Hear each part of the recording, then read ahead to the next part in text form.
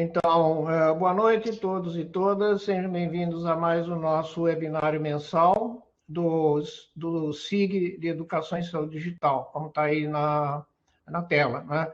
O nosso SIG foi criado alguns anos atrás pelo Dr. Luiz Roberto de Oliveira, que é o nosso patrono e professor, diretor do NUTEDES, da Universidade Federal do Ceará, e que sempre batalhou muito para que a gente passasse a discutir melhor essa coisa que é tão necessária.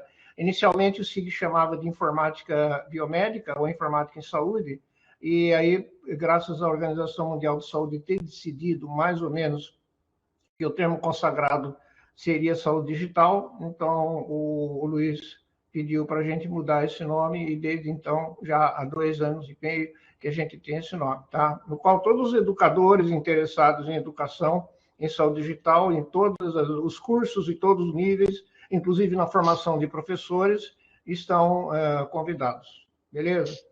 Bem, então a palestra de hoje é Telemedicina, Panorama Nacional e na América Latina, e nada, ninguém mais indicado do que falar nisso, que é um expert mundial nessa nossa região, que foi o diretor, o coordenador nacional da rede RUT, do nosso SIG de telemedicina, todo o projeto da RUT, né?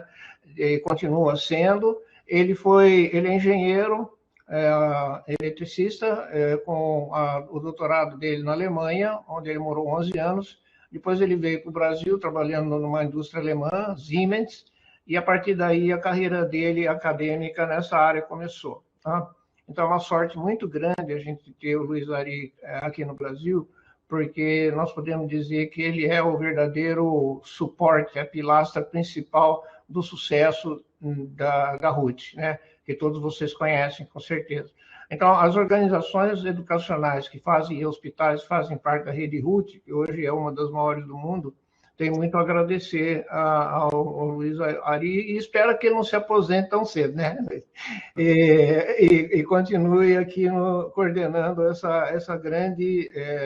esse grande projeto da RNP, que também está expandindo muito e está fazendo muitas coisas novas, e tem outros grupos e também comitês técnicos, inclusive um comitê técnico de saúde digital e um SIG de pesquisa em telesaúde, do qual o Luiz aí também faz parte. Ele também foi um dos sócios fundadores da Associação Brasileira de Telemedicina e Telesaúde, quando ainda se chamava Conselho, né? Conselho Brasileiro de Telemedicina e Telesaúde, foi presidente da última gestão, e agora ele é na nova diretoria, que é o professor Shao Lungmen, que é o professor da USP, voltou a ser presidente, o Luiz Ari, ele é diretor de Relações Internacionais. O que é muito adequado para o tema que ele vai falar hoje aqui, né? Porque ele tem feito um grande esforço de relacionamento com as entidades irmãs de outros países da América Latina. Ok? Seja muito bem-vindo, Luiz. É um prazer, uma honra enorme ter você aqui falando para nós. E nós temos certeza que a gente vai aprender muito com você hoje, tá bom? Muito obrigado, Renato. Muito obrigado, Luiz Roberto, por essa oportunidade de eu falar para vocês. Gente, eu só vou aliviar um pouco aqui a minha atenção, porque eu ainda estou de férias. Então, enfim, vai ser mais uma conversa. Eu vou passar muito rapidamente, porque Tá. pelos que estão aqui, praticamente todo mundo já conhece, já tem plena noção, e, na verdade, foram vocês aqui, os coordenadores de unidades, os coordenadores RUT, que de fato foram os baluartes, né, para que a RUT pudesse acontecer. Isso no meu universo, ele começou do ponto de vista de telemedicina, né, porque realmente antes de 2002 eu nunca tinha feito nada, mas desde 1990 que eu comecei a trabalhar na área de saúde e implantando sistemas em hospitais, né, sistema integrado de gerenciamento hospitalar. E aí veio essa oportunidade com esse projeto da União Europeia, o Alliance for the Information Society, onde estava sendo articulado também essa integração com a América Latina e Europa, né? Então, nesse aí, eu consegui ganhar um projeto, que foi o Telemed, telemedicina em regiões desprovidas de profissionais de alta qualidade, né? E fazendo uma segunda opinião experimental na América Latina, no caso aqui, Colômbia e Brasil, nesse projeto específico. Mas nesse mesmo programa da União Europeia foi criada a Rede Clara, que é a Conexão Latino-Americana de Redes Avançadas, que conecta as RNPs, né, as Redes Nacionais de Ensino e Pesquisa da América Latina. Né? Então, foi nesse escopo que isso aí entrou na minha vida. Né? Na verdade, eu entrei buscando 4 projetos até, foi um disparate, mas foi uma coisa que aconteceu. Um de telemedicina, um de educação, um de governo, eu acho que foram 3, ou tinha um na área de cultura também. E o de telemedicina veio. E foi muito grande, e isso aí é que levou para o Ministério da Ciência e Tecnologia me convocar, para ver o que, que a gente ia fazer aqui no Brasil. Então, aí, como eu já estava aqui, né, aproveitei. Né? O momento hoje, né, depois de 20 anos de pandemia, eu espero que cada vez mais seja focado, né, em ações como essa, né? O CONASEMS extremamente preocupado com conectividade na saúde, utilizando o que foi desenvolvido ao longo de anos aí, que transformou-se na Estratégia Nacional de Saúde Digital, com a Rede Nacional de Dados em Saúde, né, para poder integrar todo mundo, né? Então, todas as unidades básicas de saúde, todos os estabelecimentos de saúde, e fazendo um levantamento muito forte, mesmo que ainda nesse ponto aqui, ainda no início desse ano, né, ainda não era uma medição de que tipo de conteúdo que está trafegando e tal, mas pelo menos é uma séria preocupação com a conectividade. Né? Então, isso, o CONAS também, né? E principalmente os projetos nacionais, né? Os projetos estaduais de telesaúde, que conseguiram ter um melhor desempenho, né? Eles tiveram apoio direto de recursos de suas secretarias de Estado, principalmente os 2 principais, que eu acho, Santa Catarina e Minas Gerais, né? Que conseguiram fazer avançar na grande maioria, Santa Catarina, 6% dos municípios, e Minas Gerais com quase isso, né? E aí a gente espera que agora, né, o Nésio, que é o secretário aqui do Espírito Santo, eu mantenho residência aqui, ele já fez a incorporação da telemedicina, né, através de portaria e tal, é o presidente do CONAS, deverá ser, mas mesmo se não for, até abril do ano que vem ele estará como presidente, e aí a gente pode fazer essa passagem também, que já está programada, dessa conversa também sobre todos esses anos de experiência de telemedicina no país, né? Juntando, né, todas essas forças aí, porque o grande ganho disso foi toda essa colaboração que a gente conseguiu. Né? Então, era isso que o pessoal estrangeiro também ficava impressionado, como é que a gente conseguia fazer isso, enquanto eles têm muito mais dificuldade em colaborar. Bom, então aí toda a história da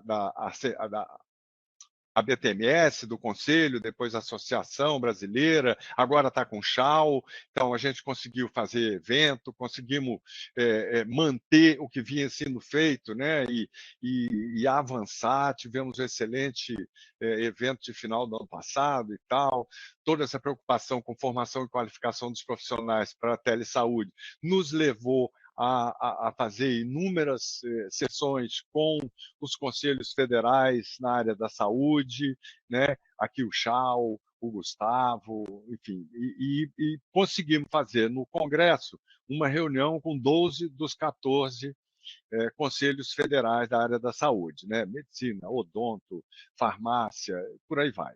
12 dos 14 nós juntamos lá. E isso está caminhando, a legislação está caminhando e tal. Né? Então,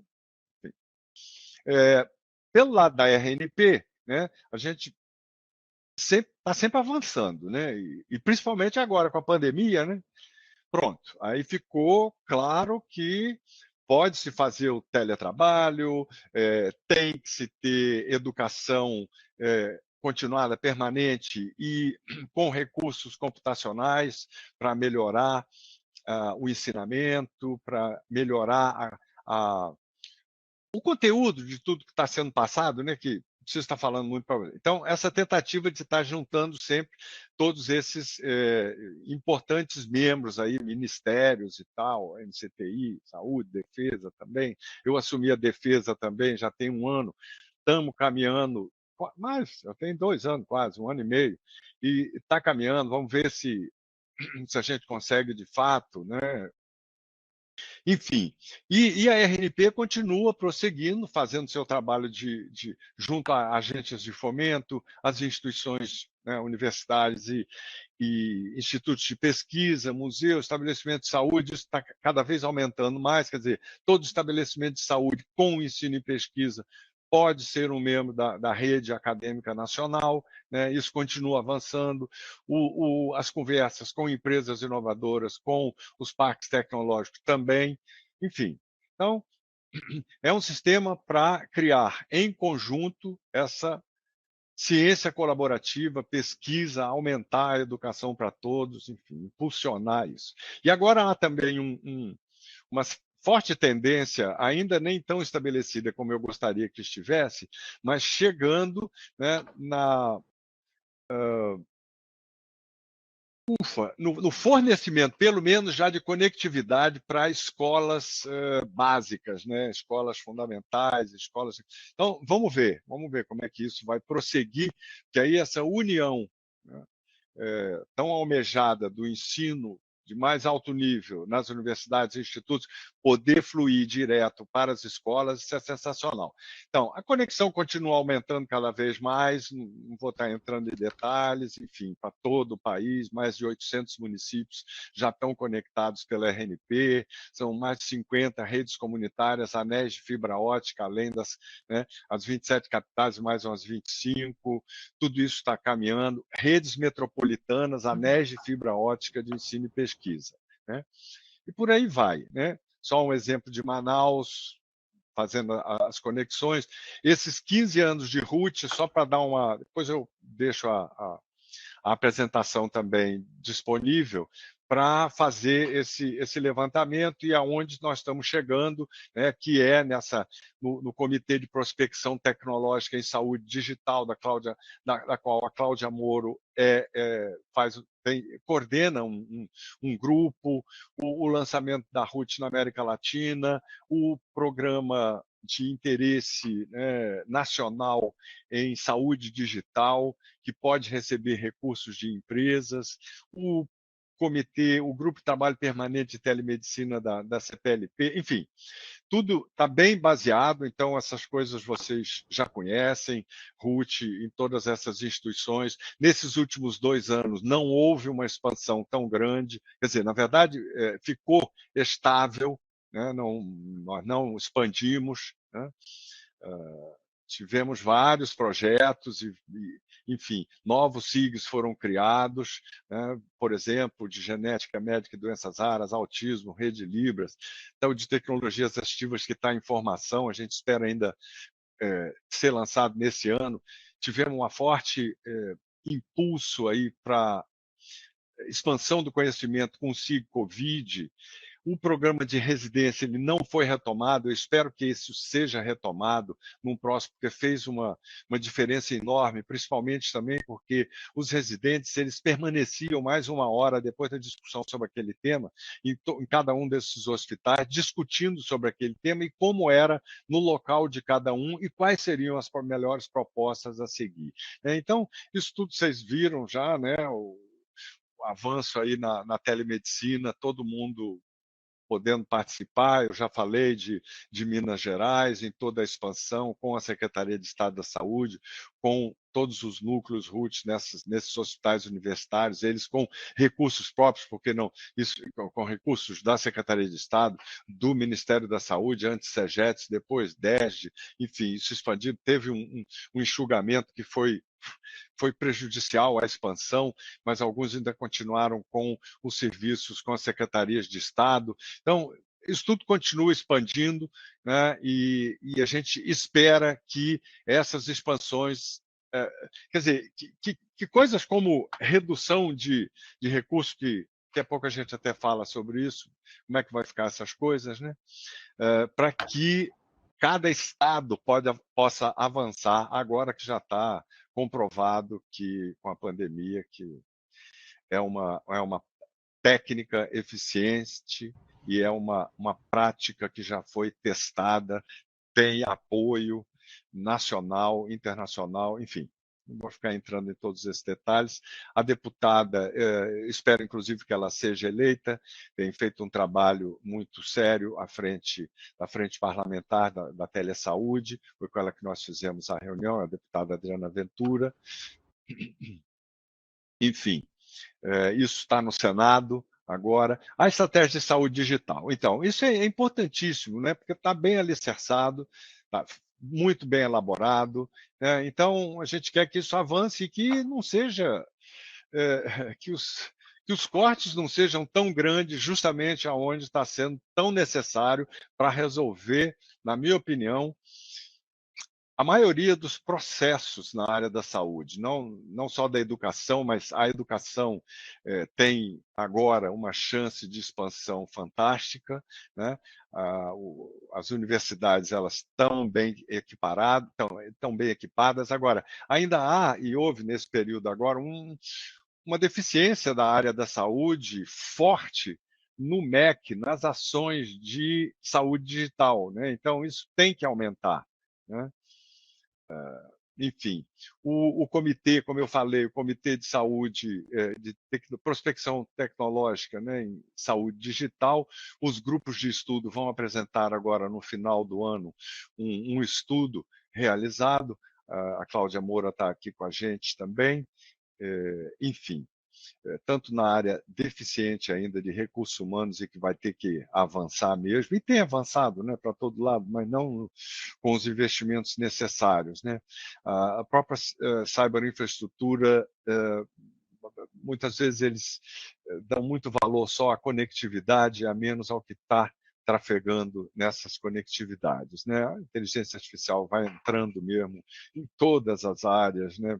Então, vai ser necessário esse levantamento, essa abordagem agora para ver se a gente consegue novos investimentos para pesquisa, considerando também ensino, e é por isso que nós conseguimos aqui no Programa Prioritário de Interesse Nacional em Saúde Digital, no Ministério da Ciência e Tecnologia, abordar as áreas temáticas de saúde pública nacional, desenvolvimento tecnológico, pesquisa na área da saúde, né, e capacitação em saúde digital. Então, essas três áreas temáticas vão receber, né, oportunidade de entrar nos editais que nós estamos programando para acho que a gente não consegue ainda fazer nesse ano, mas já logo no início do ano que vem, eu acredito que sim, né?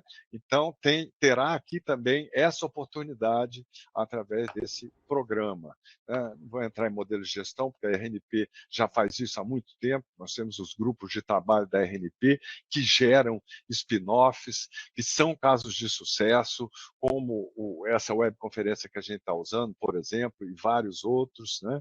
Agora na área da saúde também, com o WiseCare e com o Health for All, enfim.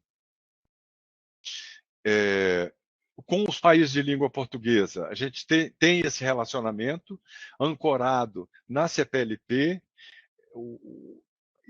mas ainda não conseguimos dar recursos para fazer isso avançar, né? Então, veio logo depois de 2017, final, veio logo a pandemia e tal, e não conseguimos, por enquanto. Mas cada um desses países tem avançado, foi criado o SIG de Citotecnologia, né, da professora Simone Maia Evaristo do INCA, com todos esses países, tem avançado.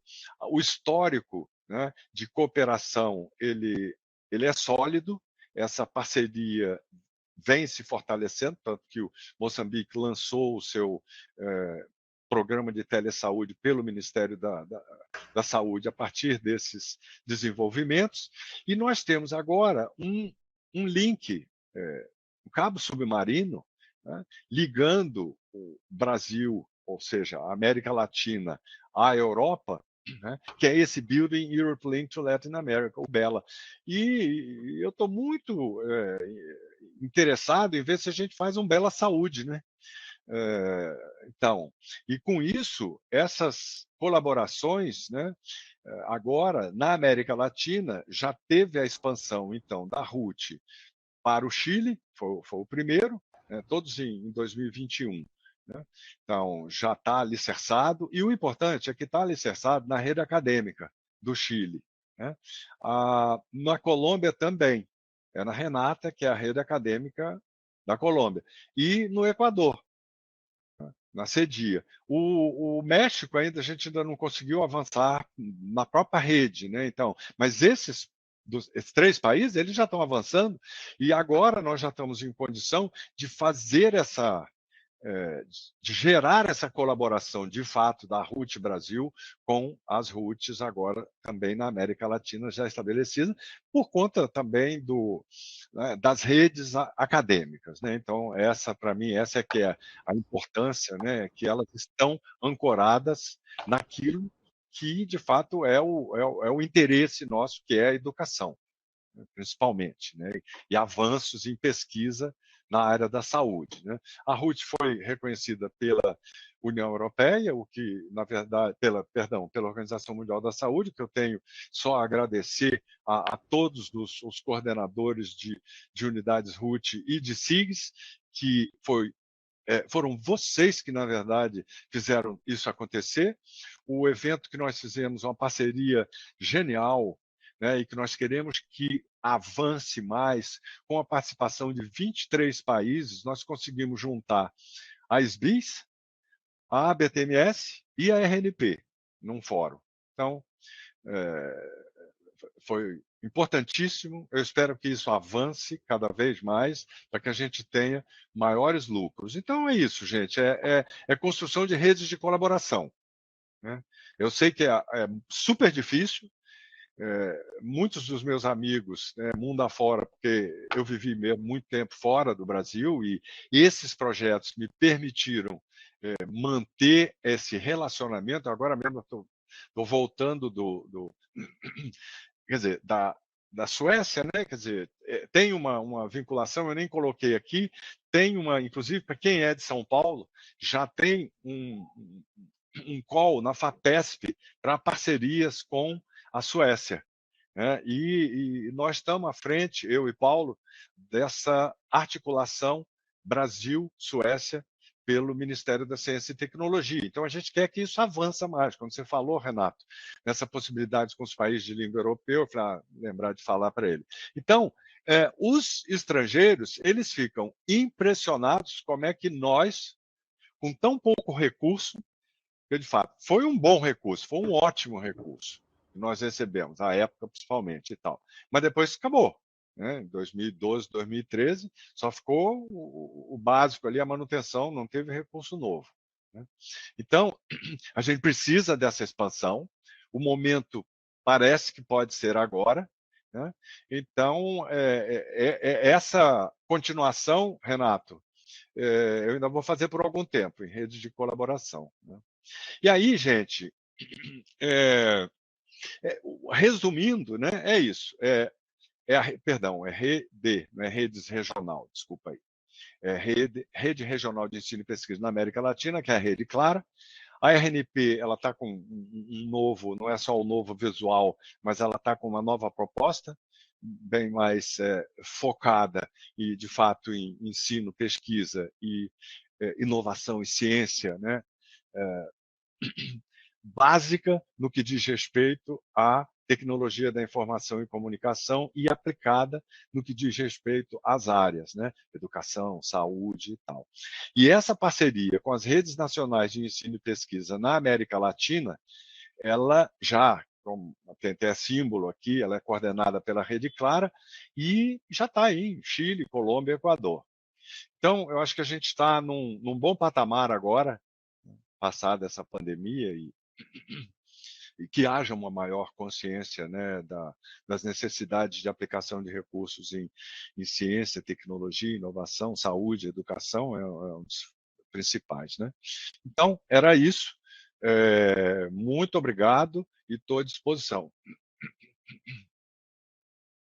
Ok, ótimo, excelente apresentação. Eu especialmente aprendi muito, porque eu não conhecia tanto essas conexões, principalmente com os outros países de língua portuguesa, né? Como a gente estava conversando logo no começo, eu estou encarregado de um projeto de levar padrões de informação em saúde aos países da África lusófona, inicialmente, que é um projeto internacional também, da H7 International, que eu espero poder colaborar e fazer também colaborações com todos vocês aí em todo esse projeto. E eu gostaria de elogiar, inclusive, essa tendência da RUT e da RNP, especificamente, de passar simplesmente algo que era visto como suporte em engenharia e passar a enfatizar bastante a educação e a pesquisa. Mesmo porque as duas áreas elas têm um futuro, um potencial gigantesco aqui, né? No Brasil e no mundo. Toda vez que a gente conta no exterior os nossos projetos piloto, né? A Beatriz Faria Leão sempre conta assim meio como piada, mas quando ela estava na Secretaria de Saúde do município de São Paulo, eles foram para aquele Digital Health Canada, né, que é o Congresso Canadense de Informática e Saúde, e ela apresentou o projeto piloto da rede, que hoje é a rede do município de São Paulo, né? E ela falou que era um projeto piloto com 5 milhões de pessoas. Eles deram muita risada. Quer dizer que no Brasil vocês fazem projeto piloto com 5 milhões. Aqui a gente faz com 5 mil, cara. A Grande São Paulo tem quase tanto Você sabe, habitante Renato. quanto o Canadá, né? Certo? Então, eu conheci, a Bia foi uma das primeiras pessoas que eu conheci, assim, fora do pessoal que estava participando nesse projeto da ALICE, né, do Alliance for the Information Society com a União Europeia, porque eu acho que em 2004, se eu não me engano, teve um evento em BH com a apresentação, não sei se naquela época quem se era a Bia, que era presidente, mas foi ali que eu a conheci e a ouvi pela primeira vez. Ela e o E Lincoln, né? Eu estava ela e o nesse Lincoln, congresso. e me encantei. Enfim, O, e os recursos aplicados, só para voltar no recurso, quer dizer, eu me lembro que quando os Estados Unidos lançou, né, os primeiros recursos para telemedicina, quer dizer, pelo menos que eu soube, lá por 2008, 2009, por aí, assim, a gente teve, era assim, era da ordem, né, 50 milhões de dólares para o Michigan, de não sei o que. Eu falei, nossa senhora. Por isso é que eles falavam assim, pô, eu não sei como é que vocês conseguem fazer tanto, porque o que a eles impressionava mais era a gente conseguir estar fazendo colaboração. É verdade. Entendeu? O que é uma coisa difícil, como você falou, né? É, Particularmente no Brasil. Mas o americano consegue ser mais individualista que a gente, né? Nós temos um espírito mais de colaboração mesmo, até com voluntariado, né? Quer dizer, pela necessidade, talvez. a gente participa de tudo sem ganhar nada, na base do entusiasmo. E É. embora algumas coisas sejam assim de curta duração, a RUT é um bom exemplo de voluntarismo, né, de participação acadêmica de grande monta, em que talvez você seja o único que ganha alguma coisa com isso, porque como salário, etc., porque o resto não. A, a Não, você BNT, vê. a BNT também é toda baseada em voluntários, né? Não, você vê. Por isso é que pô, eu agradeço a todo o pessoal sempre, né? Os coordenadores de unidades, os coordenadores de SIGs, porque senão isso não teria acontecido jamais. Pô. É, Teria sido. Mas o interessante, pessoal, é que, por outro lado também, a RNP ela entendeu que foi um avanço até inesperado, aumentou, o negócio foi aumentando, eram 19 instituições na primeira, depois foram mais 75, depois mais 45. Então, quer dizer, não, perdão, 19, 45, depois 75. Então o negócio aumentou mesmo, e a RNP teve a consciência de manter a equipe que faz essa é, rede funcionar, né? Quer funcionar, dizer, exatamente. né, segura ali e tal, mas a gente tem que fazer mais ainda. Então, nós estamos numa virada, nós conseguimos duas pessoas fantásticas, inclusive o, o Gilberto acabou de defender sua tese de mestrado hoje. Ele deu palestra para nós aqui, parabéns para ele. num tema muito importante. Eu vou até ler o tema aqui, porque eu nem sabia que ele. Rapaz, eu entrei de férias. Olha, eu entrei de férias também, gente. Desculpa lá, mas para comemorar nos Estados Unidos 50 anos de formado em high school. Foi genial. Ah, você fez intercâmbio lá? Eu fiz, eu fiz. Ah, então, Foi ótimo. ali um Não, esse é um. cara crachá danado. Quem é É, você, né? uma coisa que eu perguntaria para você é o seguinte: nós temos hoje a possibilidade de fazer telemedicina transfronteiras, né? Não existe nenhum obstáculo tecnológico para a gente fazer isso. Porém, a gente tem fortes obstáculos, se já houve obstáculos intrafronteiras, né? Tendo demorado 20 anos para a gente ter uma regulamentação atualizada do Conselho Federal de Medicina, imagina agora se a gente puder fazer telemedicina transfronteiras, porque eu acho que os problemas éticos e profissionais e jurídicos são imensos. São desafios gigantescos que você tem que preencher, e até a gente tem que ver se isso seria bom, né? Não de fora para nós, porque eu acho que isso não vai acontecer, mas de nós para fora. Por exemplo, se a gente pudesse ter uma unidade de telemedicina que atendesse Angola, que atendesse Moçambique, ou não, porque esses países são muito grandes, mas os países menores, né, como Cabo Verde, que você citou, que são muito pequenininhos, menor que Sergipe, né? Então, isso aí, eu acho que teria um grande obstáculo, que é justamente esse que eu falei, da ética profissional, da ética médica, do problema de jurisdição, de não termos um tribunal internacional nessa área especificamente que pudesse resolver, como os CRMs, por exemplo, podem resolver, né? Nós não temos isso em nível internacional.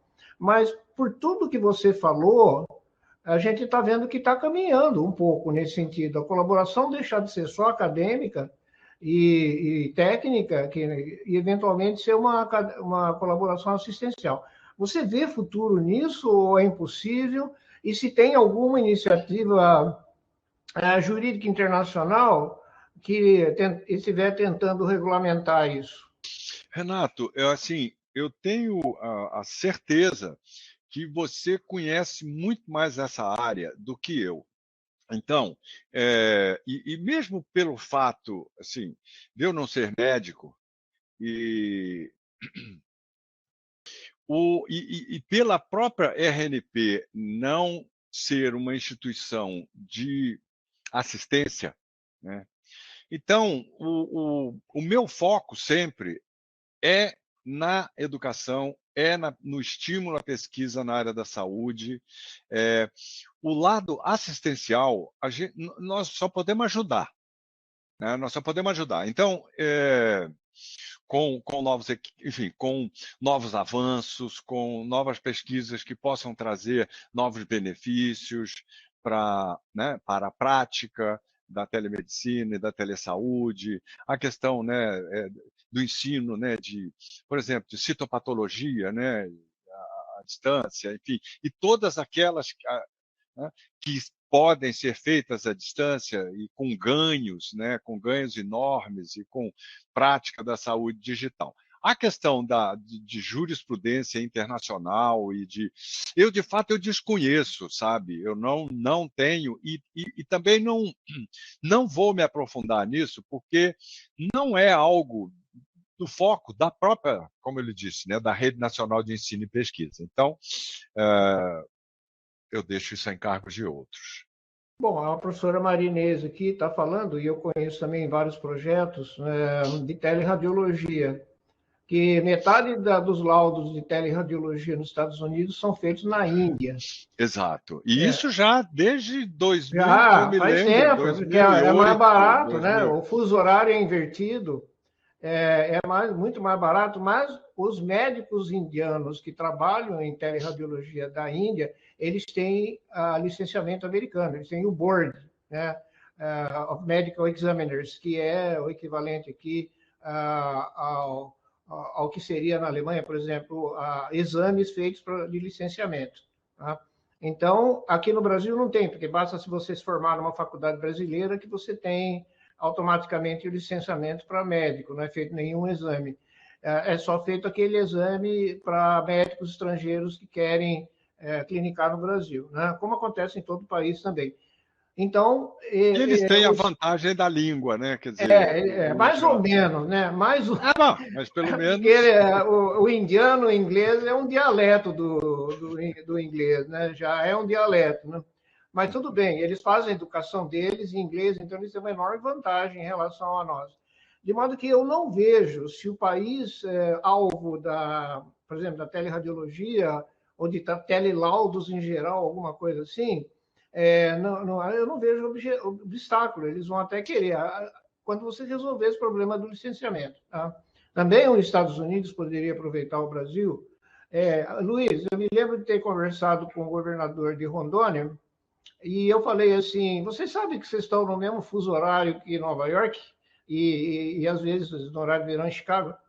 Ele falou: é mesmo. Por que vocês não estão prestando? Tem telecentro, call center, até falei telesaúde, né? Os brasileiros poderiam estar prestando serviço e não precisando destruir a floresta amazônica para ganhar dinheiro e fazer uma nova economia, uma economia digital, em que o pessoal em Porto Velho estaria atendendo em Nova York. Ele ficou extremamente surpreso, ele nunca tinha pensado nisso. Aí ele tentou dar uma desculpa, falar, mas aqui ninguém sabe inglês. Falei, realmente essa vantagem da Índia, né? Mas não há nada que impeça de a gente aprender inglês, tá certo? Os médicos sabem até mais do que outros profissionais.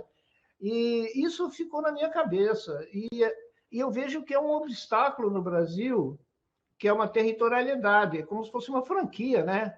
Medicina é como se fosse uma franquia. E que você é dono do teu território. E nos Estados Unidos não tem disso. Eles aceitam o serviço de telemedicina independente do país ou do estado, de alguma coisa assim. É um avanço que eles têm. A outra coisa, você citou brevemente, é quem paga. Duas palavrinhas fatais em telemedicina. Então, se nada teria avançado sem a pandemia. Porque, ao meu ver, conheço que há uma resistência enorme dos planos de saúde de pagar por atos telemédicos, né? Então, eu gostaria que você comentasse esse segundo aspecto, para onde que você acha que vai a questão da remuneração na saúde suplementar, principalmente, porque eu acho que o SUS já resolveu isso, né? Mas na saúde suplementar, se você pudesse comentar.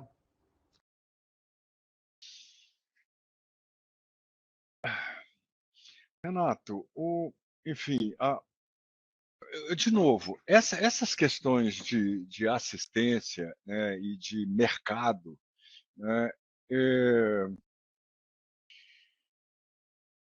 de fato eu não tenho tanto interesse por elas não, sabe? Uhum. Eu acho assim, os planos de saúde vão regulamentar, né? Eles vão regulamentar por baixo, né? É, os detetores de conhecimento, eles vão implantar, né, a sua política de mercado com os valores que eles consideram aceitáveis para aquele universo de pacientes deles, né? E acho que essa é a lógica que vai acontecer, né? Então, de novo, a minha preocupação aqui, ela volta para o ambiente público, né? Quer dizer, Tá. você diz que tá resolvido, está resolvido. Bom, está resolvido, enfim, mas deve estar muito por baixo, né? Eu não sei como é que estão os valores Também não sei, não. entendeu? Deve estar sempre por baixo, como sempre está por baixo esses valores, né? Agora, o que me preocupou até muito, eu não sei se, né, teve uma proposta agora recentemente de reduzir os recursos do DataSUS em 58%. Eu não sei se vocês chegaram a ler isso. Eu cheguei. Então, eu não sei enfim, como é que vai ser isso, porque você, como assim? Você reduzir os recursos do DataSUS, que já é minúsculo, mas, quer dizer, relativamente. Eu pensei que o Ah, DataSUS, com a quantidade de sistemas que ele tem, que enorme. é enorme, né? Então, como é que isso vai sobreviver, né? No momento, a estratégia de saúde digital, ela está lá dentro. Ela está lá dentro do DataSUS, né? Então, e aí? E como é que isso vai se resolver, né? Como é que os recursos vão poder... O quanto que o CONAS e o CONASEMS e o Conselho Nacional, né, de Saúde vai conseguir articular para que haja, de fato, uma expansão da estratégia de saúde digital e que haja, enfim. Isso do ponto de vista assistencial, isso é o que está me interessando mais, entender. Pessoal, coloquem perguntas aí para o palestrante, tá?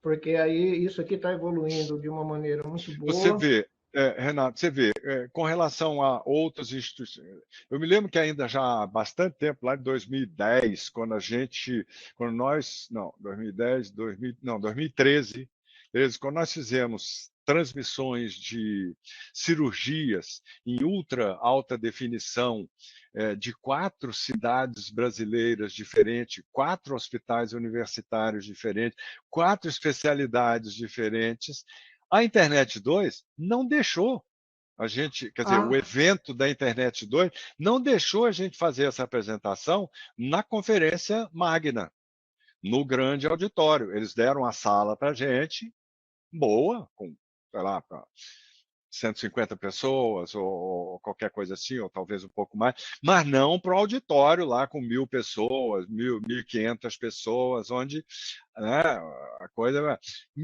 Mesmo assim, os árabes, tal, se chegaram na gente para ver as apresentações e tal, mas aquilo ali logo se transformava naquele negócio, não, mas pô, eles, né, eu tentando entender a cabeça deles, né? Não, mas nós já temos uma parceria com o John Hopkins, nós temos uma parceria com Cleveland, com Mayo Clinic, com não sei o quê, humilhou, né? Humilhou. Por que a gente vai estar fazendo parceria com o Brasil? Né? Então, você vê, ao mesmo tempo, uma quebra, porque os americanos não tinham nada disso na Internet 2, que é o equivalente à RNP no Brasil. Né? Eles, naquela época lá, eles não estavam fazendo essas apresentações que nós aqui já estávamos Não, fazendo. Entendeu? ok. Então, aí aquela guerra, né? Porque, pô, aí os caras não deixam a gente apresentar lá no grande espaço lá. Enfim, tem tudo isso. O professor José Diniz, ele está, se pudesse falar um pouco mais sobre o reconhecimento da RUT pela OMS. Ah, tá. Olha, Diniz, eu nem sabia que aquilo ia sair. Eu fui consultor eu meu Deus, Lincoln. Eu e Lincoln, nós somos consultores de um grupo de trabalho em saúde digital da União Europeia, da Organização Mundial da Saúde, por alguns anos. Nos primeiros anos, o negócio, a gente achou que o negócio ia ter né, um desdobramento maior, com aplicações integradas e colaborativas, mas aquilo acabou num... Enfim, acabou, né? Tal, acabou.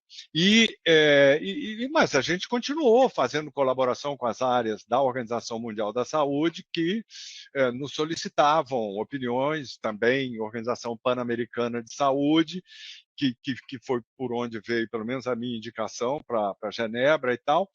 E aí eles começaram a saber do que a gente estava fazendo, porque a gente mandava artigos para eles em inglês e tal, enfim. Então, veio daí e eles inseriram, né, esse reconhecimento no livro que eles lançaram, né, o mais recente foi no final de 2020, se eu não me engano, sobre a plataforma de saúde digital da Organização Mundial da Saúde. Foi ali. E a gente até o ano passado e tal, ainda batalhamos, esse ano também mais menos, até porque como assumiu a coordenação da área onde estava alocada a saúde digital, representantes de Moçambique. Se eu não me engano, foi um ex-ministro de Moçambique, ou foi É de um Angola? diretor, né? É diretor de É, saúde digital da OMS. eu acho que, exato, É. da Organização Mundial da Saúde. Aí a gente achou que o negócio, opa, não, vamos lá, esse negócio vai acontecer alguma coisa para os países de língua portuguesa, tanto que eles participaram do nosso evento, SBIS, ABTMS e RNP, o ano passado e tal, mas efetivamente, assim, até agora ainda não veio. Então, eu estou sempre esperando, né? Opa, vamos lá, eu nunca perco o fio da meada, né? Eu estou sempre ali, puxando o fio da meada. Opa, como é que está isso aqui? Como é que está isso aqui? Então, acho que a gente tem muito caminho pela frente. Né? Bom, realmente, então, várias pessoas dando parabéns aqui. Eu também gostaria de juntar os parabéns e lembrar a você uma coisa, que eu também fui consultor da OMS muitos anos, 9 anos. Lembrar que a OMS tem uma rede de centros colaborativos, né? Em várias áreas. E provavelmente eles estão estabelecendo também esse ano uma rede de centros colaborativos em saúde digital, que são organizações nacionais, não é qualquer um que pode chegar lá e falar, porque tem que ser chancelado pelo Ministério da Saúde, Ministério de Relações Exteriores. Então, puta de um treco complicado, né? Mas Nesse grupo que a gente participou, não necessitava ser indicado pelos ministérios. Era que bom. indicação própria das organizações pan-americanas nos vários continentes. Que bom. Quanto menos Foi assim. burocracia, melhor, né? É. A professora Liz Marinho, para quem não conhece, ela é coordenadora do NUEPS da Universidade Federal do Piauí, e ela está dizendo que é importante termos um monitoramento avaliativo de muitas ações existentes no Brasil com o uso da telemedicina para mostrar claramente a sua relevância, né? E impacto, não é, professora? Na quádrupla meta da saúde, né? E na meta saúde para todos, da OMS e da OPAS. E ela está falando, então, que nós precisamos escrever mais sobre o impacto na saúde, acesso, o que está acontecendo com esse perigo da diminuição de recursos e aproximação da rede. Você tem razão, Liz. Tem razão. Vou ver se eu escrevo alguma coisa. Te convido, hein? Eu acho que a gente tem que fazer até mais que escrever, tá? Eu acho que a gente tem que fazer uma ação muito militante nessa área, porque como telemedicina para todo mundo parece ser uma coisa muito nova, né? Telemedicina apareceu em 2020. Para com isso, né? Pois é. Vai vender no interior, né? Para com isso. Agora que vocês estão vendo a telemedicina aparecer, porque o Ministério da Saúde se interessou, Extra Rede Brasil Telesaúde na atenção primária, Ministério de Ciência e Tecnologia dando força para a RNP e a RUT, porque já são estabelecidos, mas isso é uma coisa que tem que atingir todo o município, todos os estados. É uma coisa assim que é tão necessária e se demonstrou tão impactante na saúde do brasileiro. Você vê, nós tivemos, Renato, eu acredito que em 2007, qualquer coisa, ou 2008, por aí, um edital grande da FINEP, se eu não me engano. Depois, em 2010, tivemos um da Esquiti, aí depois morreu. Entendeu? E aí, a partir de 2013, a gente não viu mais recurso novo que pudesse fazer aquele movimento que a gente conseguiu fazer com a RUT. Eu estava comentando com o Luiz Roberto E, por que sorte, não foi cortado, né? Foram as 3 fases que não foi cortado. Não foi cortado. Um dos grandes méritos da RNP e da RUT é a continuidade, como você próprio citou, né? A gente tem no Brasil um problema muito sério de continuidade no segundo e terceiro escalão, o que não acontece em países desenvolvidos, por exemplo, Alemanha, Itália. Você vai lá, vai voltar para a Alemanha agora, você vai ver talvez os mesmos caras que não se aposentaram do seu tempo estão lá ainda no Ministério de Ciência e Tecnologia ou no Instituto Max Planck, onde eu trabalhei, né? São os mesmos caras. Aqueles que se aposentaram já foram, claro, porque faz tempo, mas é uma coisa interessante. Aqui, quando a gente era para ser Centro Colaborativo de Saúde Digital, na Unicamp, no NIB da Unicamp, assim que chegou o diretor para nos visitar, a primeira pergunta que ele fez, qual a sua garantia de continuidade? Eu fiquei de boca aberta, assim, porque eu não tenho, em nível ministerial, eu não tenho nem de governo, de estado, nem de município, nem de federação, a gente não tem nenhuma garantia de continuidade. Tanto é que houve agora esse corte brutal do DataSUS. E a telemedicina no Brasil não vai se propagar mais se não tiver a RNDS, porque ela é o prontuário eletrônico capaz de atingir o Brasil todo e pegando 220 milhões de brasileiros, certo? Nenhum país do nosso porte tem uma coisa dessa. Nenhum país tem. A Estônia tem. Ok, mas a Estônia... É pequena. Né, o Uruguai está fazendo, até o Uruguai está fazendo, o Chile está fazendo, mas são países pequenos. Um país como a Índia não tem, como a China não tem, como a Rússia não tem, Estados Unidos não tem. Então, nós estávamos conseguindo isso graças à equipe da RNDS que... E o da Inglaterra, hein? A da Aquele, Inglaterra já ele, gastou... você sabe que a Inglaterra está voltando a ser um país subdesenvolvido, né? É. ele Não, teve um tá mesmo, boom tá mesmo, enorme. tá mesmo. Estão voltando para o terceiro mundo, onde nunca foram. Acontece lá que eles gastaram bilhões nos projetos da NHS e eles não deram muito certo. Eu não sei por quê, se foi por falta de competência, porque acho que não é, e uma série de outras coisas. Mas agora eles ficaram sob o fogo do governo, porque no Brexit era para eles terem pegado um dinheiro de que supostamente eles iam economizar, né? Era mentira, né? Não ia nada, né? E a NHS, então, está também com uma diminuição muito grande de recursos que vai impactar os serviços de saúde digital deles, que sempre foram de uma qualidade absurda e muito inspiradora para nós, em tudo, tá? Em tudo, porque tem muita coisa parecida com o SUS, né? A maneira como opera. E é uma lástima que isso esteja acontecendo. E aqui no Brasil, a gente está sempre sob o perigo disso acontecer. Então, agora eu vou fazer uma pergunta ardida para você, mas você não é obrigado a responder, tá? Tá. Existe perigo de caírem os recursos também da RNP, como aconteceu com o DataSUS? Mas o recurso da RNP já caiu há muito tempo. Não, sim, mas Caiu assim, já desde que 2017, 18 talvez. Enfim, eu não posso te precisar exatamente, mas teve uma queda drástica, porque o Ministério da Ciência e Tecnologia teve queda drástica, o MEC teve queda drástica e tal. Então, tanto que a RNP está se reestruturando toda, né? Todo mundo ok. tem que contribuir para a RNP agora, porque o recurso somente do MEC não é suficiente. Então, as instituições que já estão vinculadas ao MEC, todas as instituições públicas, federais, né, institutos, universidades, institutos de pesquisa e tal, esses estão garantidos pelo fomento do MEC. Mas, fora isso, estaduais, privados e tal, todo mundo vai ter que contribuir por conta da redução de recurso que chegou a 40%. O RNP Durante é uma organização social, né? uma Ela pode ter organização social. sustentabilidade própria. Na pandemia mesmo, subiu de novo, porque houve uma demanda, quer dizer, recebemos mais recursos, mas mais recursos de projetos, o que também sobe a demanda para aumentar o número de pessoas trabalhando, porque senão você não dá conta. Então,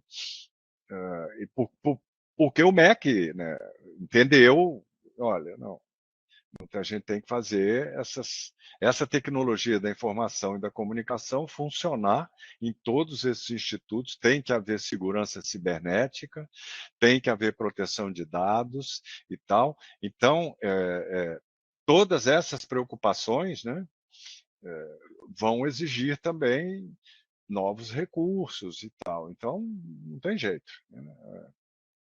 Professor Luiz Roberto, quer falar alguma coisa? Ok. Está sem som.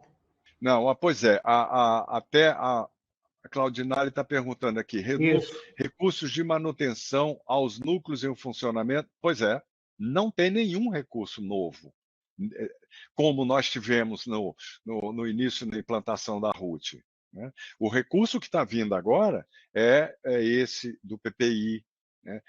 É um projeto de pesquisa, não é para, né, a manutenção de uma teleassistência, não é, entendeu? Não há. Então, por isso é que eu estou dizendo, olha, ali no PPI tem possibilidade de projetos de pesquisa em capacitação em saúde digital. Tem em pesquisa em tecnologia para as áreas da saúde. Tem. Né? Mas não esse que, digamos, né, foi recebido assim, bom, foi um recurso pequeno, relativamente, pequeno para cada instituição, mas foi muito bom. Foi muito bom porque deu para criar as unidades, né?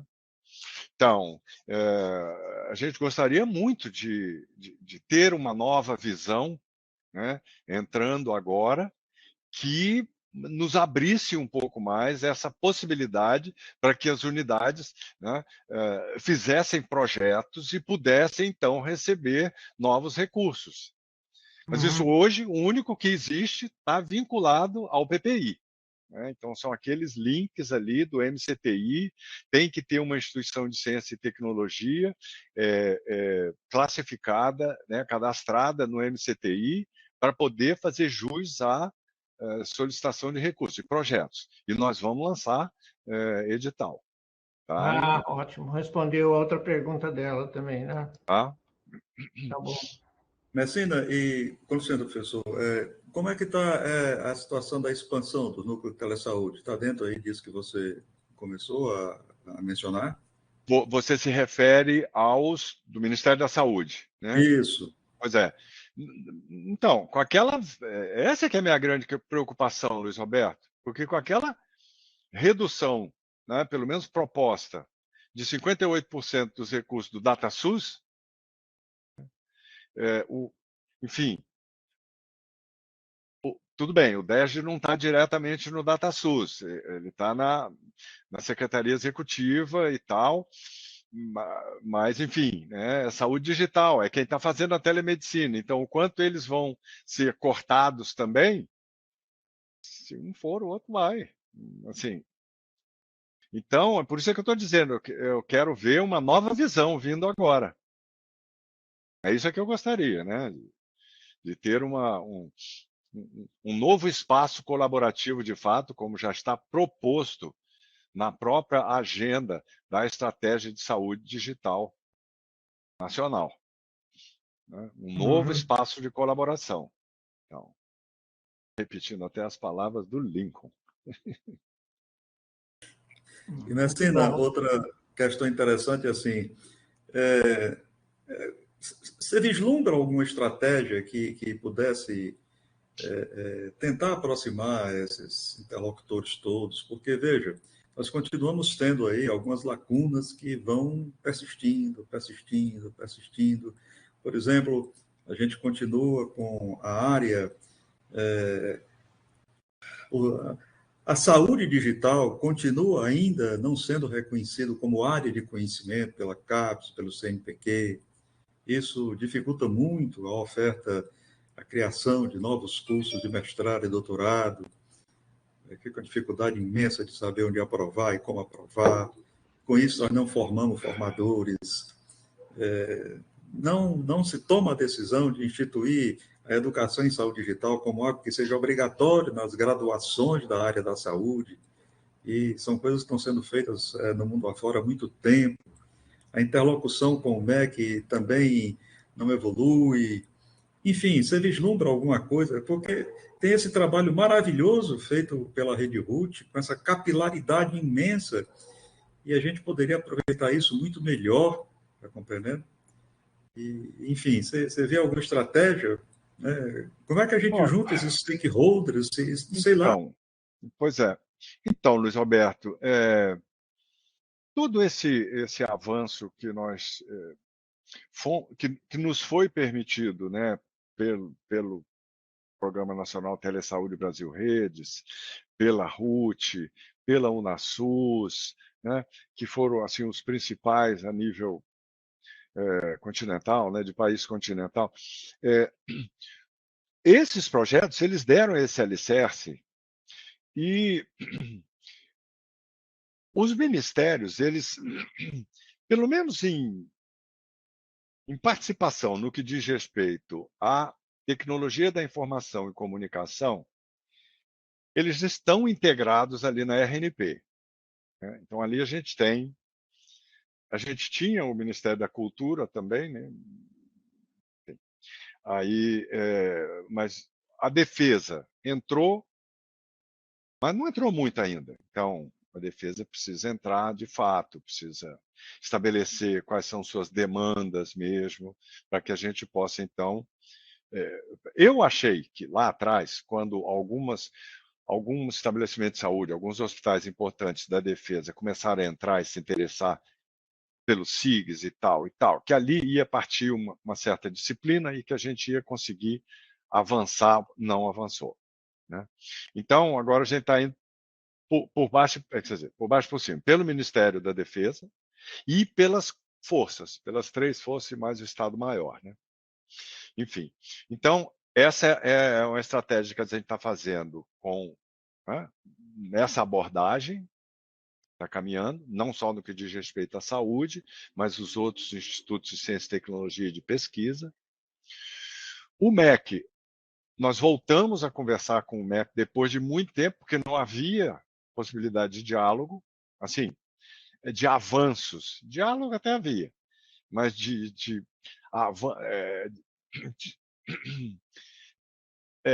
demandas que fossem colocadas, de possibilidades, não foi. O MCTI deu abertura, o MCTI está muito aberto para essas expansões na área de saúde digital. Tanto que foi dali que veio um novo projeto, foi dali que veio o PPI em saúde digital, né? Enfim. O DERJ também se interessou, né? O DERJ, pelo menos ele acompanhou, nós tivemos um projeto, estamos encerrando um projeto aqui que a gente fez com os núcleos, numa tentativa também, durante isso, de ver se a gente conseguia expandir. Lembra que a gente falava lá no início? Mas também o negócio ainda não avançou para essa expansão, porque ficou restrito só ali, quer dizer, a área de... A Secretaria de Atenção Primária não entrou direto no jogo, na articulação. A Secretaria de Atenção Especializada também não entrou direto, então ficou fazendo coisas meio que independentes do DERJ e tal, enfim. Então, mas você vê que as conversas, né, com as secretarias estaduais têm aumentado, né? O que a gente espera é que o CONAS agora, logo no início do ano, tome uma postura pró-saúde digital definitiva. Então, nós estamos trabalhando para isso. E continuamos trabalhando também com o CONASEMS para essa expansão nos municípios. Né? Então, essa é a estratégia geral nacional que eu estou olhando. Adicionando, né, a essa nova possibilidade das escolas, através do MEC, né, estarem ávidas por uma melhor estruturação do que pode ser redes de colaboração com a pesquisa e tal. Eu espero que, de fato, estejam.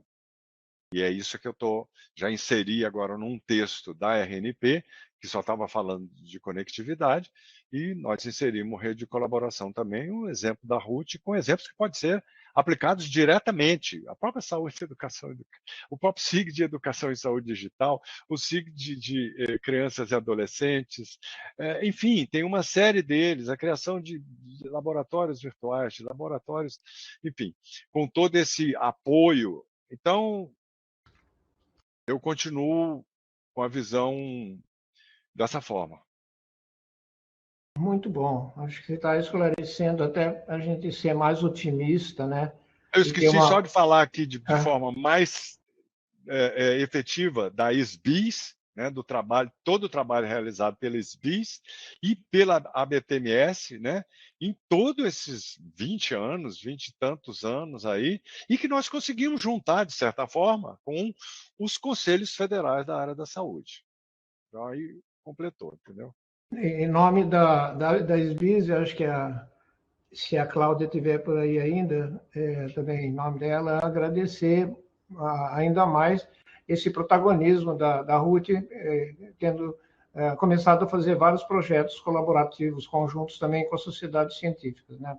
Eu também coloco à sua disposição a ABCIS, que é a Associação Brasileira de CIOs em Saúde, que tem um papel fundamental em toda a arquitetura humana, né, da saúde brasileira, não só suplementar, mas também pública. E aqui tem um comentário bastante interessante do professor Diniz, que a EBSER tem verba. Né? Eu dei vários cursos para a Universidade Corporativa da EBSER, inclusive de certificação pela SBIS do sistema dele, que é o AGUX, né? E aqui tem um ponto de contato com o Ministério da Aeronáutica, porque eles têm uma diretoria de saúde que é hoje coordenada pelo Major Brigadeiro Cloer, que está tendo uma série de atividades de telemedicina já institucionalizadas na FAB, né, na Força Aérea Brasileira, e tem cerca de 21 hospitais. E eles usam a GUX também, a GHUX. E eu soube que o pessoal da EBSER já está um projeto grande de telesaúde, de plataforma telesaúde nos hospitais da EBSER, que são os hospitais universitários da área federal e que tem um overlap, né? Tem uma sobreposição muito grande com a RUT. Como está o jogo de colaboração entre EBSER, RUT, etc, etc, a GHUX? Então, bom, só para dar um grande exemplo, né, a EBSER nos auxiliou também, e muito, a entender melhor o que propor num programa, né, de interesse nacional em saúde digital. Esse programa foi aceito pelo MCTI. Então, isso foi uma contribuição assim, fantástica mesmo, e da diretoria de TI, né? Posso dizer aqui de coração mesmo, um agradecimento à Simone, diretora de TI da EBSER, né, que nos facilitou muito a compreensão da importância desse programa de interesse nacional em saúde digital. Então, bom, isso é no que diz respeito direto a esses caminhos aí que a RUT está seguindo aí. Nós temos vários projetos, né, em articulação na área de ciberinfraestrutura, na área de segurança cibernética, né, na expansão que agora, o que deve acontecer agora nessa expansão da GHU, né, em vários hospitais e com práticas de telemedicina, isso vai trazer um novo impacto de assistência que a gente está esperando mesmo, né? Então, exato. Eu acho que tem um entusiasmo bastante grande. Para você ter uma ideia, né? A gente fica reclamando da vida que tem pouca gente no nosso webinário, né? Eu dei um webinário para o Ministério, para a FAB, para o Ministério da Aeronáutica, que o brigadeiro Cloer convocou. Apareceram 1.650 médicos e enfermeiros. Olha. Eu falei assim, meu Deus do céu, você não quer ensinar isso para a gente? Como é que consegue tamanho nível de participação? Ele falou, simples, Sabatini. Eu mando, tem que obedecer, senão dá cadeia. Que beleza. A gente queria uma coisa dessa, né? Mas não dá, né? E também, no caso da EBSER, a participação gigantesca. Eu dei um curso de certificação, que inclui telemedicina, né? A plataforma telemedicina da EBS, e foram inscritos 49 diretores, CIOs, etc., de todos os 41 hospitais universitários. Todos eles tiveram que mandar uma pessoa. A EBSER convocou, cada um deles mandou uma pessoa e eles participaram de um curso de 32 horas online. Também achei assim, aí até o final, quer dizer, não houve abandono, só teve acho que 2 alunos que não conseguiram terminar por algum fator. Aí também eu perguntei para eles qual que é o segredo. Ele falou, é simples, ele ganha o curso de graça, mas se ele não for aprovado ou desaparecer do curso, ele tem que reembolsar a EBSER pelo custo do curso, que nós fixamos em 1.000, não sei quantos cruzeiros. Aí, Luiz, eles ficavam que nem aluno de primário, sabe? Professor, quando vai ser a prova? Professor, qual foi a minha nota? Professor, isso aí foi uma motivação que eu não esperava. Quer dizer, dá para imaginar que sim, né? Porque dinheiro no bolso, né? Mas a gente vai na base do convencimento, né? Da motivação. E na área médica isso é um problema, né? Porque todo mundo tem falta crônica de tempo, né? Nós temos que achar o segredo aí, viu? Como é que a gente consegue essas coisas aí? A residência, o curso para os preceptores da residência multi com a EBSER foi sensacional. Foram 2 anos, quase 3 seguidos. O terceiro aí acabou caindo, teve pouco, enfim. foi por conta, né, de problemas políticos até, mas quando fizemos com 600 pessoas em sala de aula, com 40, quase 40 ou 45, não me recordo, hospitais, participantes, né, toda semana ali, durante 12 semanas, e um ganho muito grande, né? Então, esses cruzamentos é que tem que ser feitos para poder ter essa dinâmica de participação maior, né? Ah, tá. O José Diniz está perguntando, o professor Diniz está perguntando, acho que é uma curiosidade geral, né? Qual que é a ferramenta da RNP para telemedicina, para Então, teleconsulta? Diniz, desculpe, eu até falei o nome errado, é Video for Health. Ah, tá. Video for Health. É o Video for Health. VFH. Pronto. É. Ok, tá bom. Bom saber disso, hein, professor Luiz Roberto, É um serviço que está entrando, está começando isso, V4H, isso mesmo, Maria Inês. Enfim, então eu acho que vai dar um bom resultado, sabe? Legal. Pessoal, já estamos terminando também, mas antes de terminar, eu E gostaria quem de quiser chamar a atenção aqui. experimentar, só aproveitando, e quem quiser Fala. experimentar, tem degustação do V4H. Tem que entrar lá na Tá. página do V4H, que é só buscar o V4H que vai chegar lá, e tem degustação para o hospital fazer. Mas vai ser uma plataforma paga, né? Vai ser, mas eu achei muito razoável os custos que eu vi. Eu não posso nem falar agora, porque não tenho certeza de cabeça, mas eu achei a mensalidade por instituição muito. Porque eles têm vários níveis também de quantidade de atendimento e tal, então eu achei bem plausível e razoável. Foi uma empresa que desenvolveu, como é o caso do WebConf aqui? Foi a WiseCare, como o Tá. MConf, né? Foi a WiseCare lá com o professor Guido. Lá Boa na ideia, hein? Já Video começou for a Health. causar cosquinhas na minha mente aqui.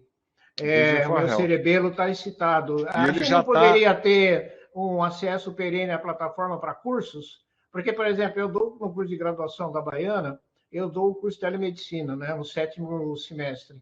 E eu desenvolvi uma plataforma muito ridícula, quer dizer, mais para fim só dos alunos fazerem exercícios práticos, né? Um funciona como médico, outro como paciente, depois eles trocam, para eles verem como que funciona uma videoconferência integrada a um PEP pequeno, etc., que é um sucesso extraordinário, eles adoram. E tem um poder de convencimento muito forte, porque eles estão já no 7º semestre, então eles vão, quando eles forem para a residência ou para o internato, eles já vão estar devidamente subvertidos, né, no bom sentido, tá? Então, acho que fica aí uma sugestão, se para a RUT, a RNP, dar um acesso para os professores colocarem temporariamente os seus alunos e a gente bolar alguns exercícios, né, pessoal, para os alunos fazerem de graduação, porque eu acho que isso vai ter um impacto muito grande. Professor Luiz Roberto. Não, apoiado. Seria excelente se a gente pudesse ter essa ferramenta, né? E, por exemplo, eu já tenho pensado aqui uma série de situações nas quais eu vou ter que me virar para quando a disciplina que eu comentei aqui no começo da palestra do Messina foi aprovada e como é que a gente vai ensinar certas coisas na prática, né? Então, Messina, seguramente a nossa instituição não vai ter dinheiro para pagar isso, lamentavelmente. Eu estou aqui com uma reforma para montar um centro clínico para trabalhar, inclusive com a possibilidade de fazer atendimento junto do setor da universidade que trabalha para os funcionários e para os alunos. É uma reforma de R$195 mil, mas dá para dizer que não tem dinheiro. Mas o seu hospital universitário tem a GHUX, não tem? Professor, lamentavelmente, nós somos um dos hospitais no Brasil em que eles não querem conversa com a Faculdade de Medicina, ou pelo menos não querem conversa com o NUTEDS. Eu já fiz tudo para me aproximar da EBSER, mas eles simplesmente não querem conversa com a gente. Não É o rabo abanando o cachorro? Não sei o que é, eu já fiz tudo. E eu sou muito amigo, sou amigo pessoal, inclusive, do diretor de TI do hospital. O diretor de TI do hospital é uma pessoa de muita amizade. Ele mesmo diz, não, o professor Luiz Roberto é muito meu amigo, etc. e tudo, se interessa e tudo, mas chega num determinado ponto que eu me dou bem com o superintendente. Luiz Roberto, você sabe que na minha ingenuidade de engenheiro, né, logo que eu comecei aqui nesse caso, eu falei, mas que beleza, nós vamos poder, de repente, facilitar esse gap aí existente de comunicação entre as faculdades e o hospital universitário. E as mesmas pessoas, né? São as mesmas pessoas, né, Luiz? Geralmente o chefe do serviço é chefe do departamento universitário, e essa eu também não entendo muito. Mas, Luiz Roberto, assim, enquanto eu estiver lutando pela causa, você pode me chamar, porque essa é uma causa minha também. Tá certo. Eu só sei. Se dependesse. Com certeza. Nós dependesse sabemos que nós de podemos contar com o seu você, apoio, né? Pois é. Aí você está merecendo já um doutorado honorário de medicina, viu, Luiz? Aí nós vamos ter que te chamar de Herr Professor Doctor. Olha que legal. Pô, Renato, se você tivesse com o cajado na mão para fazer isso acontecer, eu já dizia para você rapidinho, aceito. É isso aí, por tudo que você fez, o doutorado honorário. Pessoal, antes da gente debandar, eu gostaria de chamar a atenção para 3 eventos. Um que o professor Luiz Roberto colocou aqui, que é a jornada de saúde digital, né, que ele faz todo ano, 3º ano. Aliás, eu estou muito honrado dele ter me convidado a participar também, que vai ser o UFC que vai promover, 20 a 22 de outubro, então está aí na porta. No dia 4, nós começamos o Global Summit of Telemedicine Digital Health, promovido pela Associação Paulista de Medicina. Todos nós estaremos lá, né? Tanto eu como o Luiz somos membros. Inclusive, para quem quiser, eu acho que o Paulo já deve ter enviado, porque tem código de desconto para quem é membro root. Eu não recebi, não, mas dá uma checada. Mas tu não é membro root, aí é que tá, pô. Infelizmente, eu não preciso. Eu, como você, não ser palestrante e tudo mais, mas é interessante. Exato. E no dia 29 de novembro, até dia 2 de dezembro, nós temos o 22º Congresso Brasileiro da Sociedade Brasileira de Informática em Saúde. O último houve uma extensa colaboração, né, com a RUT, com a BTMS, com a EBSER, que foi muito interessante, mas foi virtual. Então, depois de 2 anos, nós vamos fazer pela primeira vez. Vai ser em Campinas, na minha terra, para comemorar 36 anos de fundação da SBIS, cujo primeiro congresso foi exatamente em Campinas, em dezembro de 1986, tá? Que eu fui presidente. Então, aqui nós temos aí em vista um grande evento presencial. O doutor Luiz Chiatachi pediu para eu transmitir isso para vocês. Eu vou estar também ajudando a organização. E eu estou vendo se vai ser possível ceder gratuitamente espaço para estandes acadêmicos, tá? Faculdades, institutos, centros, etc., porque ele vai ser realizado no maior shopping da América Latina, o Shopping Dom Pedro I, aqui em Campinas. Então, vai ser um congresso que não vai ser só um congresso, vai ser um happening, tá? E tem 35 restaurantes lá. E eu acho que vai ser muito interessante. Então, marquem, dia 29 de novembro, à tarde, vai ser o exame do CPTICS, que é a nossa certificação profissional em Tecnologia de Informação, Comunicação e Saúde. E depois, a partir da noite até o dia 2, vai ser um evento presencial, híbrido, com transmissão de algumas palestras internacionais, mas em geral vai ser mesmo um evento presencial, né? Marina, você tem razão. Sabe, eu sou meio contra essa volta total ao presencial, porque a gente ficou muito bem acostumado, né? Nós temos aqui, se a gente fizer um mapa de quem está participando desse webinário aqui, a gente provavelmente vai pegar, se não de Oiapoque ao Chuí, vai ser do Piauí ao Rio Grande do Sul, passando pela Santa Catarina, né, Marinês? Então, esse alcance que a gente tem ao Brasil inteiro, não dá para fazer presencial, né? Sinto muito. O preço das passagens, da estadia, a falta de verba nas universidades federais, praticamente impede que gente que sempre participou dos eventos da BTMS e dos eventos da SBIS acabe com muita dor no coração, não podendo participar. Mas isso é, ao meu ver, um refluxo, né? Um rebordo, aí, uma coisa que aconteceu depois da gente ficar tanto tempo sem se encontrar presencialmente, por causa da pandemia. Então, o telecongresso, será que ele é inviável? Será que ele é utópico? Parece que sim, que está havendo um refluxo para congressos presenciais novamente em todas as áreas.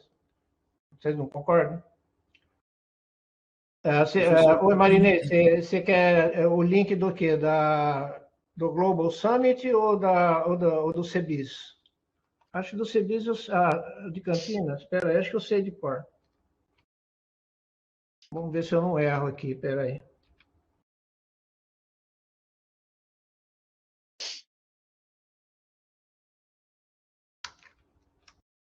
O que vai ter a atividade remota é o Global Summit, que vai transmitir as palestras internacionais somente, tá?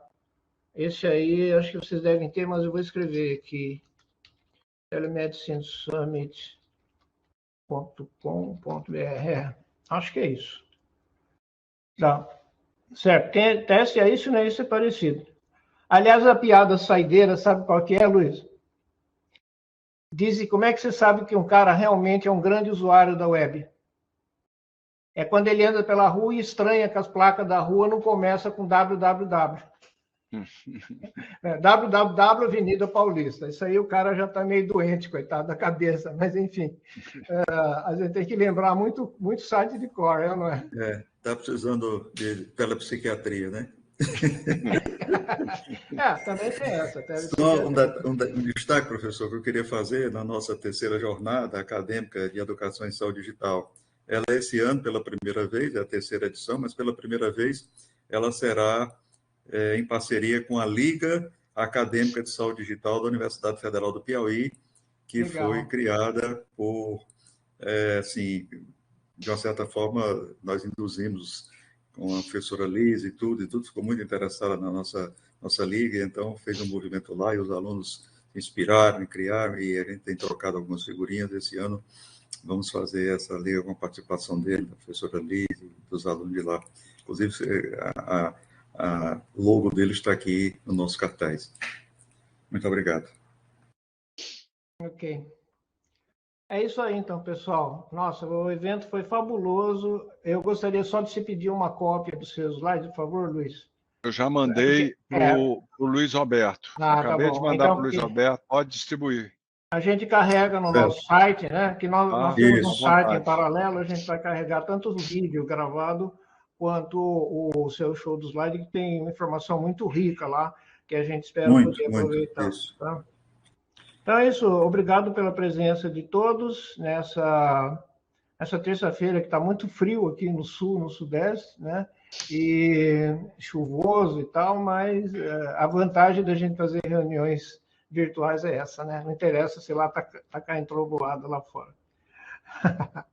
Ok. Boa noite para todos. Boa noite. Marcina, mais uma vez, muito obrigado aí, viu, Marcina, por participar, atrapalhar suas férias aí. Tamo junto, muito pessoal. Obrigado.